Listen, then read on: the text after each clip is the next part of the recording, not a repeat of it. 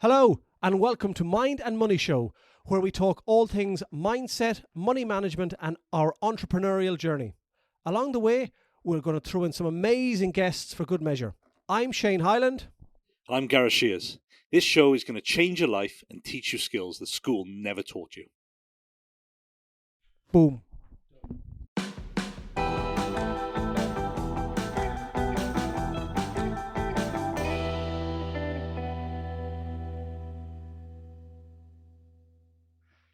Hello, Mr. Shears. Good morning. Oh, do you know what I Afternoon, feel? evening. I feel like I've been sent back to 2020 again. Doing Zooms in the comfort of my own home. I've been locked down. 2020 revisited, isn't it? Oh, I'm back in the office oh, while you're at home. recuperating. It's reared its ugly head again, hasn't it? The C word. It's rife. If you're odd now, you don't have it. Yeah, it seems to be the end thing at the moment. It seems to be ripping through the schools, ripping through blinking businesses. Like I say, it's actually taking us out here, isn't it? But well, at least everyone's fitting well. I think that's the plus side of it. But what are 2 years? We are literally. Is it 2 years tomorrow? When is the 23rd of March? I have a feeling, even though I'm wearing a rugby top, that we were going to go to a Cardiff City Leeds game, and Scotland were playing that weekend as well against Wales. So it was around that time. I don't know the date. Yeah, we were going to the rugby, weren't we? It was that weekend. Games were on. I'm sure it was something. It was around about the 20th of March, 2020. So like 2 years ago, and we're kind of back to square one. Yeah. The only good thing is, considering the way I was last November with bout one and bout two now, there's no comparison. It is totally different chalk and cheese, but it still disrupts things. It still means isolation for a while. It still means messing up a business and stuff, and that it's hard sometimes to be able to continuously pivot and adapt when things are thrown at you like that. It is though, isn't it? You know, like if you think some of the hits we've had over the last 2 years with various things, and you kind of think you have a break from it. Nope, there it comes again. It's like chicken pox. We had a chicken pox outbreak in our family. What was that? 2 weeks ago? And we thought, yep, happy days, back to it now. And then this hits, and you've got to be pretty resilient. And I think, in fairness, we kind of have been. We'll be able to write a hell of a book about this. There'll be many chapters. There'll be many chapters. It does show that prior to all of this stuff, prior to I'm going to use the March 2020 as the kind of the start date of the new world. But prior to all of this, business owners or entrepreneurs always had to be, and I don't think they were, be seen as or act as special creatures, because the amount of, let's say, adaptability and bounce back ability you have to have as an entrepreneur prior to the new world forming in March 2020. People didn't know about, but doing it now, you just have to be willing to change at a moment's notice, because all of a sudden this thing can just impact on you, your business and your family life and everything in a matter of minutes. It's crazy. So as entrepreneurs, we have to be I don't know if the word resilient, but you have to be very, very thick-skinned. Adaptable. That is a superb word. And I think a little bit as well, you've just got to look at it, and as we are pretty good at, is can't control it. You just got to get on with it, haven't you? Because you can't control it. No, I totally agree. But I think some people will have the ability to be able to pivot and adapt, and do that on a regular basis, and some may not. And I suppose that all depends on, the way you're brought up, your attitudes, your behaviours, and all of that. But I think the entrepreneur has to be almost on a sixpence now, and be willing to know that. I suppose you use a rugby analogy or something. Know that there's a hit going to come in, and you have to be willing to be able to take that hit and turn as you're taking the hit and ride the challenge and all that.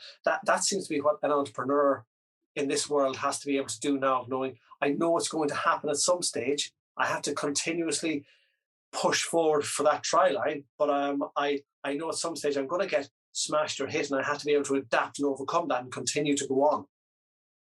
Yeah, and I think for any entrepreneurs listening out there, it just kind of resonates for them that, like, you're not alone. This happens to everyone. You know, however long established your business is, however long you've been doing what you're doing, these hits will come, and you've just got to kind of learn to get back up and keep fighting, because they will keep happening, whether it's the C word or what's going on abroad at the moment. All these things will happen. We can't control them. We don't know when they're going to come. We've just got to learn to ride the wave, really, haven't we? I suppose it's totally inappropriate just the week that's gone to say that the best at adapting and riding the non-challenges maybe the Italians, you know, because they can run from 70 yards out. But anyways, we'll leave that there. Yeah, we're not going into that. That's that's another political thing, but we won't go into that. It's interesting.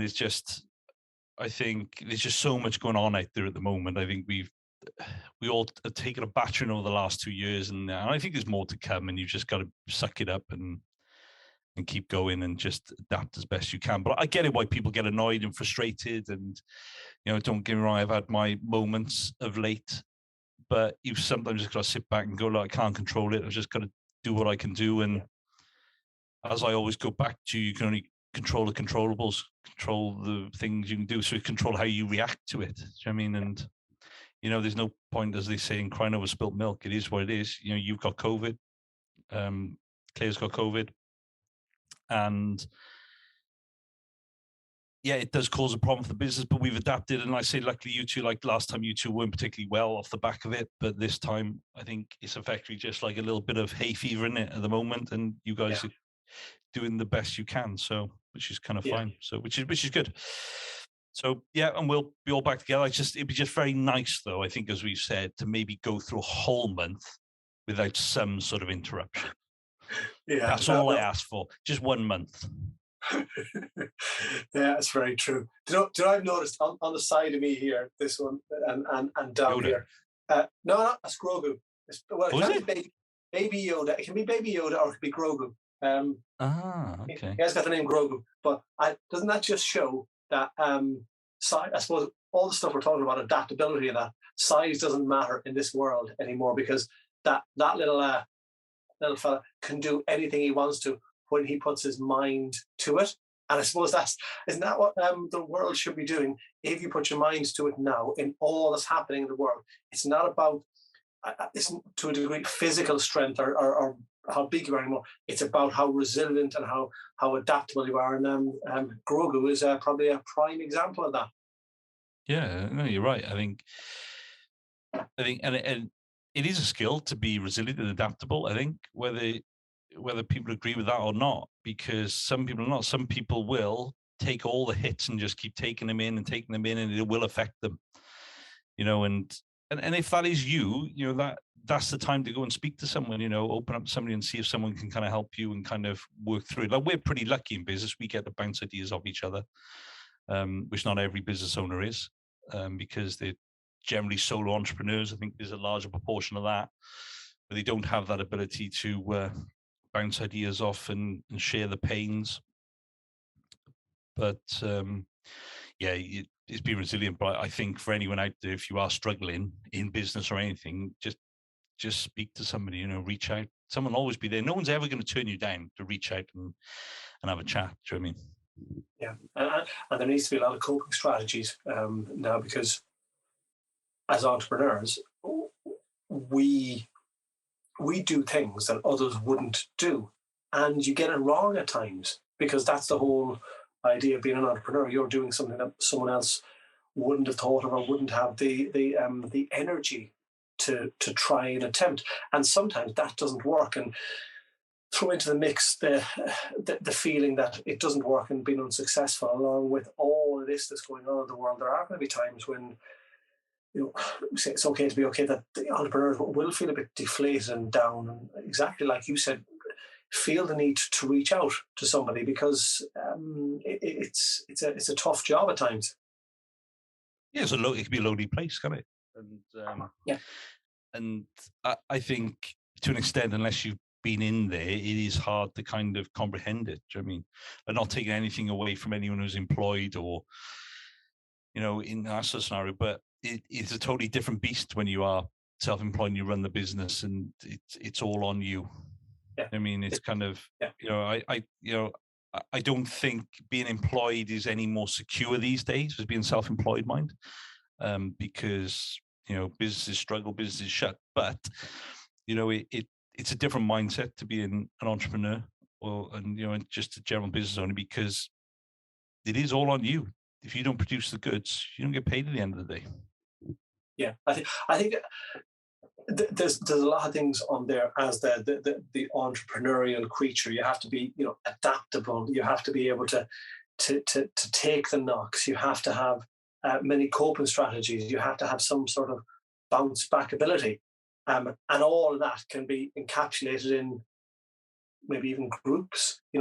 Having is the word business club groups or something like that. It doesn't have to be the formal thing, but even setting up little hubs that maybe people that you work with in the same industry or different industries or different sectors or different professions, where you can actually bounce ideas off people or tell people that there's been a bad day or there's been a good day, and celebrate the little wins, but not getting too down about the little negatives, because the little wins will be probably little, but the little knockbacks could be seen as being major, when in fact you take 2 or 3 steps back, they aren't actually that major. It's just the whole crap that's happening in the world at the moment, that you're just inside that bubble and reaching out to others, and others kind of dissecting it with you can show you that it's not actually as bad as it seems. Yeah, the accountability groups, isn't it? And yeah, I know we've been involved in some, we still are now. And it is good, but I think as long as you get the dynamic right and you're there to share the problems and everyone's there to listen, they're great tools, and it's something that we're going to be doing more of, and kind of opening our doors to business owners to kind of chat and get some things out in the open, because it's surprising when you start sharing ideas and sharing problems and pluses, minuses. It just kind of focuses everyone, doesn't it? Do you know what I mean? It's just so you don't feel it's so lonely, because sometimes you can think you're just banging your head against a brick wall when you're a business owner. And is it only me who has these problems? Because I'm seeing these people on social media and their businesses are flying, and a lot of that is BS you see on social media, because underneath the surface, there's a good chance that they're not doing as well as they're doing, or they've got all exactly the same struggles that you have. But Absolutely. You have to show up each day. So take social media as a pinch of salt, because you have to show up. You've got to kind of play your A game, because otherwise no one's going to want your service. If your social media is all about you going, I've had a crap day, or this hasn't worked for me, and no one's going to want to work with you. You've got to show up and play your A game. Whether you actually feel like that. We have to do that. We have crap days, but you still got to, when you walk through that room to sit with that client and chat through what they've come to chat about, you got to play your A game, whether Absolutely. You like it or not. Do you know what I mean? And that's a mindset. I think a lot of the stuff is mindset anymore. And like, we're chatting here and I'm at home today, and the sun is beating through, and that to me is maybe is it sad or whatever? I'm absolutely buzzing today because I can see outside and the weather's lovely. But it's going to be a long day today of admin on here. I have a lot of work to do, but you know what? Part of the day, I'm going to reward myself, and there'll be a little win of I'm going to jump on the bike. Yeah, you have to just celebrate those little things, because if you get bound down by all of the stuff in work and the negativity, like you said, you have to bring an A game to it. So you have to just re-energize yourself every now and again, however that may be, whether it be exercise, whether it be eating a piece of chocolate, whether it be ringing a family friend, a friend, whatever it may be, whether it be catch up, whatever it is. Yeah. Almost like a reward system, because it isn't all rosy. And like you said, it's lonely if you're on your lonesome, and we're lucky we're not, and we bounce ideas off each other, sometimes crazy ideas, mostly from my side, but at least you have that that way too. The sole entrepreneur it's a lonely place, and yeah, they might be rewarded handsomely if they build a widget that becomes, superb, or they open up something, or they run a whatever sort of restaurant, whatever. But it is lonely, and nobody sees that, because sometimes they have to bring the A game. So yeah, you have to bring the A game, but on the other hand, it's okay to feel crap, reach out, speak to people, but also reward yourself when you want to. Yeah, exactly. But but it comes to this positives. I mean, we wouldn't do this if we didn't love it. I think if you're an entrepreneur, you wouldn't do it unless you loved it. Don't get me wrong, there's going to be a few people out there who are slogging through it, even if they don't like it. But I think if you really hate what you're doing, though, you've got to change that. But yeah, 100%. Like, the sun's out now. I'm looking through the window here, and it's lovely out there. I'm actually going to go and do probably like a 10, 15-minute walk, I think, out in the sun today, because it is nice, and that bit of vitamin D on the old body is great, and it just makes a huge difference. Like this weekend, it's just been such nice weather, and it does make a huge difference when the sun's out. Positivity, and you never know. Next week, after I get the all clear, and you're back after your major op, we may be face to face again. It's not a major op. It is an operation, but not a major. I'll be all right. Anything where somebody is doing anything to me is a major op, right? Yeah, true. Yeah, very true.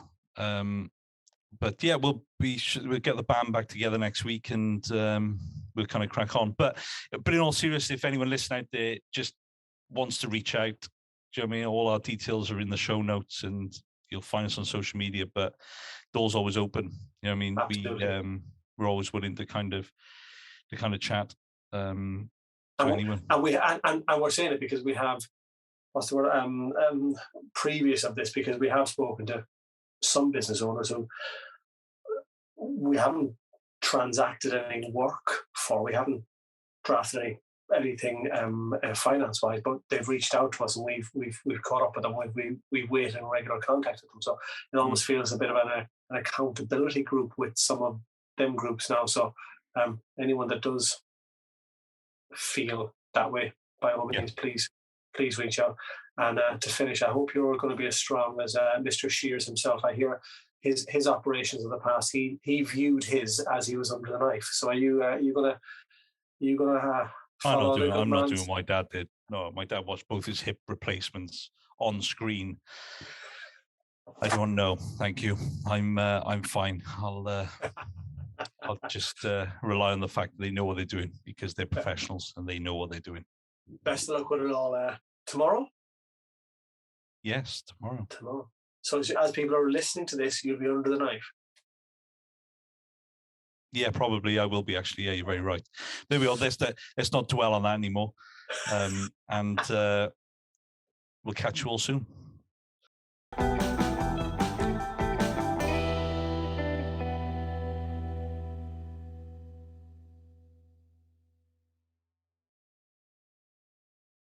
Thanks for listening, and if you enjoyed this episode, then please subscribe and remember to follow us on social media for more content like this.